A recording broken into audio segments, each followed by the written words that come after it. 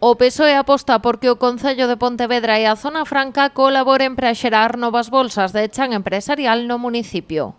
Que a inacción de Rueda e do Partido Popular sexa suplida polo Goberno de España e que os veciños e veciñas de Pontevedra e os empresarios e empresarios de Pontevedra podan ter novo chan industrial no que asentar as súas empresas, as súas industrias e no que os veciños e veciñas podan ter novas oportunidades de emprego e de futuro para traballar e para vivir plenamente na súa cidade. Puentes asegura que o Consorcio ten vontade de asumir esta tarefa. De feito, recorda que o pasado 6 de xuño o delegado de Zona Franca, David Regades, remitiu unha carta ao alcalde pontevedrés co seu ofrecemento para colaborar co Concello nesta materia.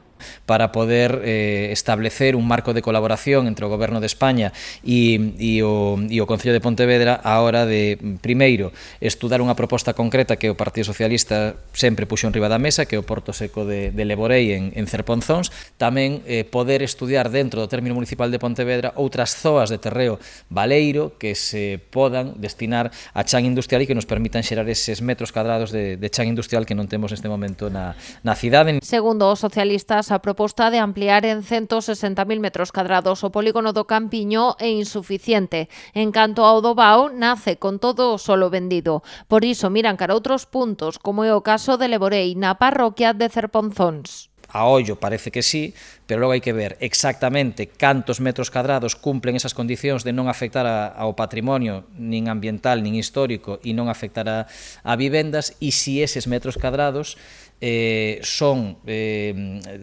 rentables desde o punto de vista do investimento para poder desenvolver ali un porto seco, unha zona logística como a que se pretende, non? Que desde logo non sería de industria pesada, de industria contaminante. O PSOE levará esta cuestión ao vindeiro pleno, instando ao goberno local a recoller a luva de Zona Franca e estudar co ente estatal a creación de novas áreas industriais na cidade.